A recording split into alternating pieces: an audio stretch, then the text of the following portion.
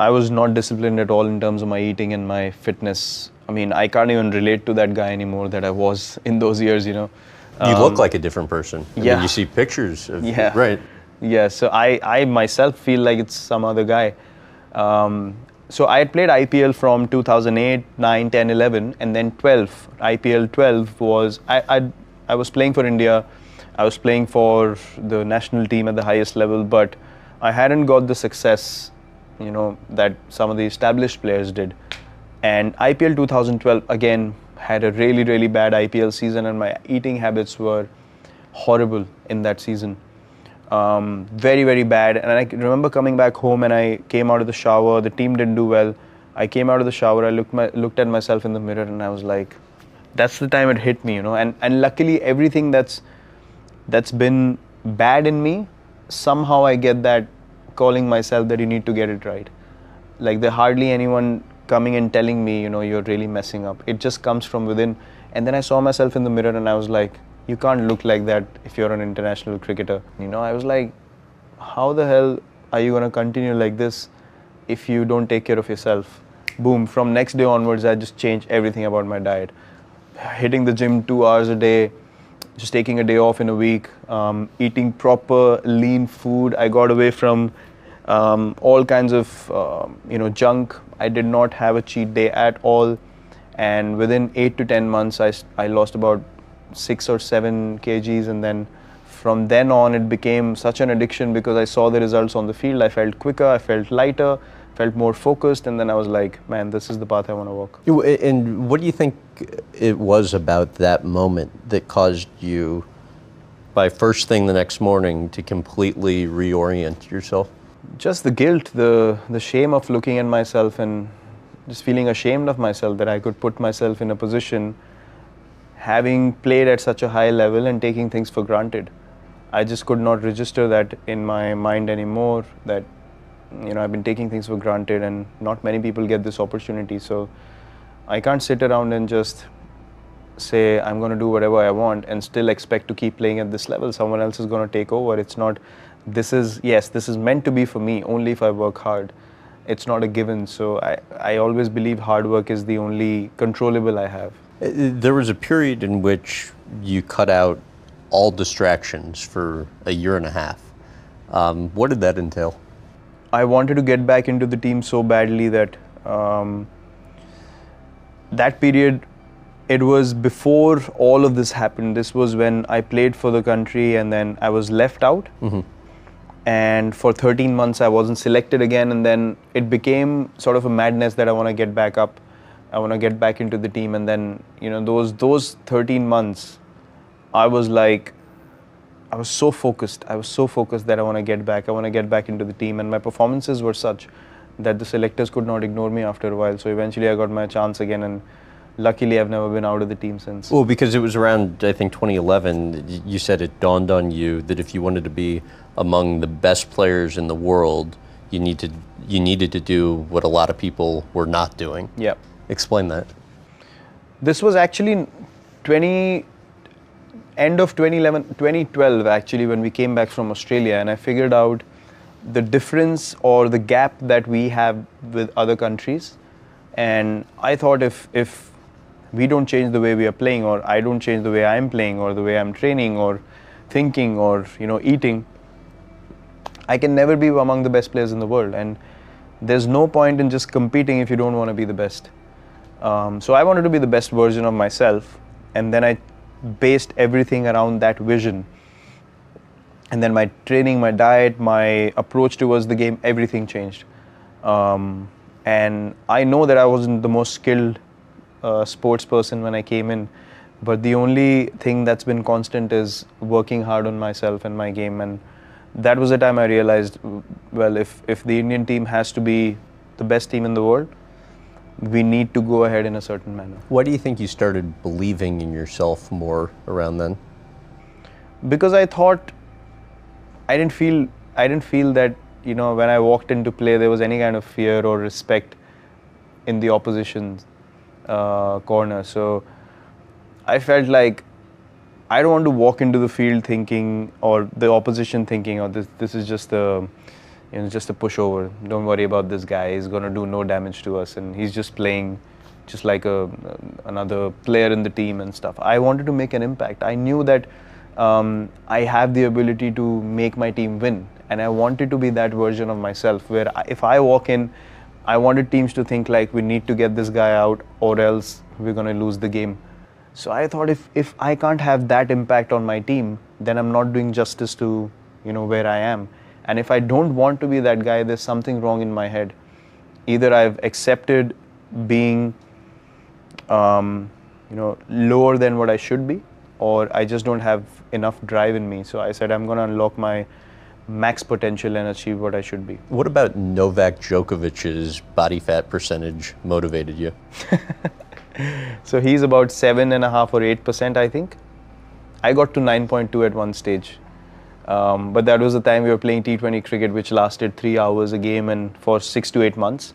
And I got down to 9.2.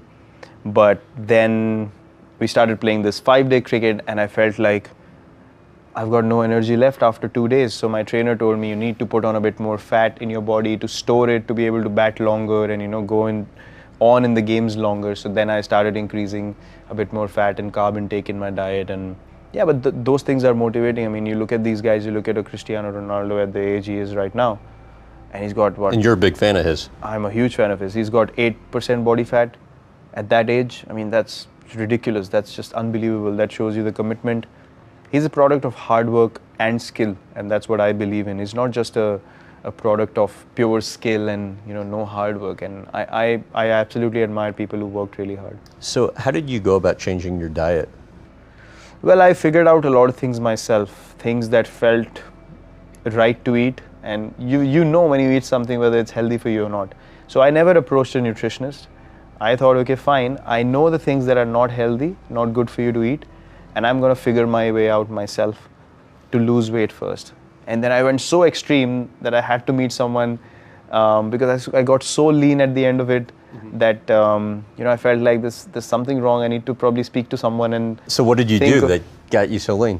I kept eating boiled food. I kept eating stuff that had no oil, nothing. I was eating steamed vegetables, and I got so thin that I started feeling weak at a point. I got so mad about it, but then I had to strike a right balance, and then my trainer helped me to speak to someone and then get my diet right. So why vegetarian? Vegetarian because it was connected to a health issue. So I was playing in South Africa early 2018, and I got issue in my neck. So my cervical spine had a couple of bulges coming out. They're hitting a nerve which went down my arm, and I was getting really bad pain. I couldn't sleep for even 10-15 minutes at night in one position. I just have to wake up constantly. Did scans, figured out there's a bulge coming out and it's hitting the nerve, so I had to take medicines just to be able to sleep every night. And eventually I came back, got a few tests done from this guy I know who does a lot of acupuncture treatments and stuff like that.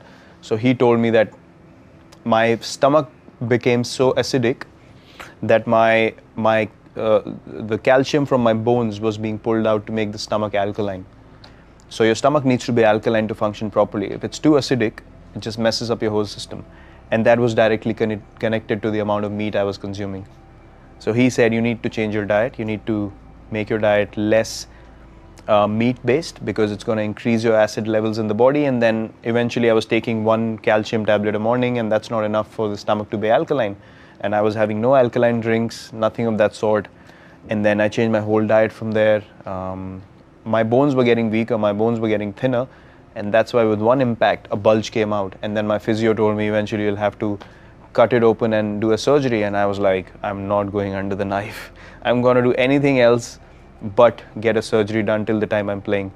So yeah, I just changed my whole diet overnight, and I'm so glad that I did. It's the best decision I ever made. Like, how did it change you? So in the World Cup just now that we played, every game my energy was 120%. And my recovery was so fast, I could, we traveled the next day after every game, after a full hectic game. My average distance covered in a game was 15 kilometers. And I would just come back, do my recovery treatments, travel the next day to another place. And as soon as we reached there, I was ready to train again. And I just couldn't believe it. I was like, I have so much energy. I can do gym sessions in between. I can do 10 games in such a short span of time, with each game at high intensity. And I never experienced anything like that before. I had no stiffness in my body. I had no niggles.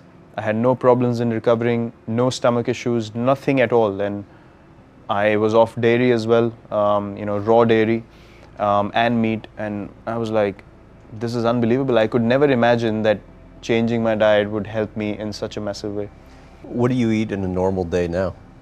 A normal day, my meals are rice-based, really light steamed rice, a lot of green vegetables, a lot of pulses that we get in India. A lot of what? Pulses, so like lentils and pulses, so they're a form of lentils. So that has quite a bit of protein and fiber, and they're quite healthy to eat. So we eat infertile eggs as well. And yeah, it's just simple, basic vegetarian food, but a lot of greens and a lot of rice-based meals. Training. Why did your trainer make you lift with only a stick, basically, for the first month and a half? He made me lift with a stick because he told me that, firstly he asked me whether I wanted to get into powerlifting, your cleans and your power snatch and all those kind of things, and deadlifts and stuff. So I said, yes, of course, I want to move on to the next level, because I feel like, it's becoming stagnant what I'm doing, and it's not taking my game to the next level. And he was like, so this is what comes with it. If you don't learn the technique, if you want to jump into it right now, you'll snap a muscle and then you'll be out for a long time. The stick is so light, it's annoying after a while to just keep going on with the stick, because you feel like you just want to do something in the gym. But he said, trust me, the day I tell you to lift, you'll see the difference. So I did it for a month and a half, and the first time I did a lift was a 20 kg Olympic bar and 5 kg plates each side. So from 30 kg, I went to 55 kg. It was like a span of 7 days. It was so quick because I knew the technique. Right. And then my body could take the load. And he said, if you didn't know the technique, you would have gone into the hospital right now, because the movements are so tricky to do.